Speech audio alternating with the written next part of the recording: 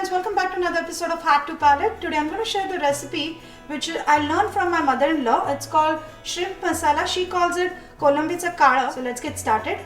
So I'm going to add 2 tablespoons of oil to kadhai, and I've taken about 4 to 5 cloves of garlic which are like crushed. As you can see, if you want you can always leave the husk on.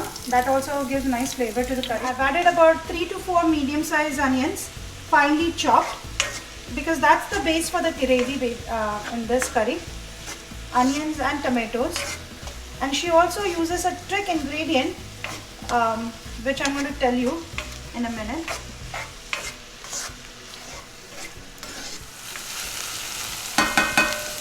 Make sure you saute the onions for about at least 10 to 15 minutes until they get nice golden brown, and that's how you want it. Has to be a nice cohesive gravy when you make it, because you're not going to make it into paste or anything.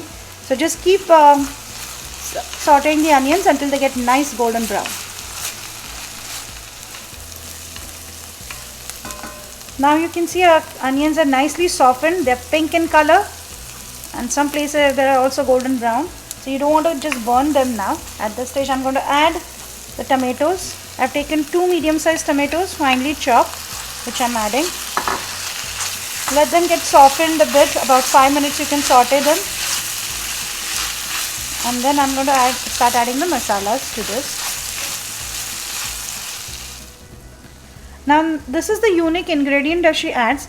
This is a paste made of kokum or solar, amsul you call, and then dhana, the whole dhana or coriander seeds, fresh coriander leaves also, and lasun or the garlic cloves. So this is the combination. This is a paste. I always keep it in my fridge. I use for this curry and also for my fish fry, and that gives amazing flavor to our dishes. Try using this for your shrimp curry one time, and I'm sure you wouldn't love it. So basically this is coriander, fresh coriander, coriander seeds, your garlic cloves, and kokum or solar. Okay, so it's about 1 tablespoon I've taken. I'm going to add this to the masala now that we are making. Saute it for a minute or 2.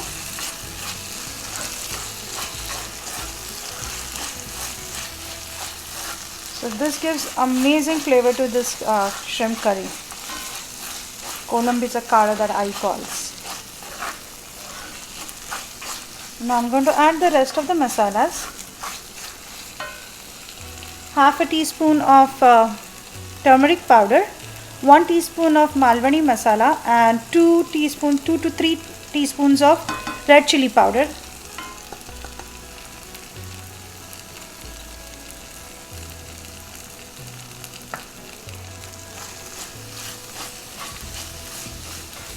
And I have taken about 20 medium-sized shrimps or prawns, and prawns will go at the end because they don't take too long to cook basically. And I'm going to add about 1.5 teaspoons of salt to this masala.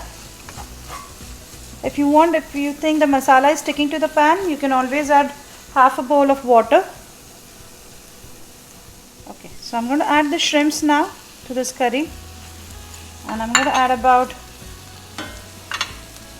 half cup of water, so it gives a little gravy to that curry.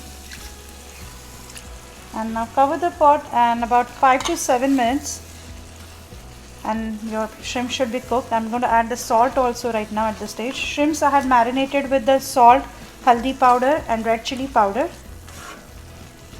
Half a teaspoon each maybe.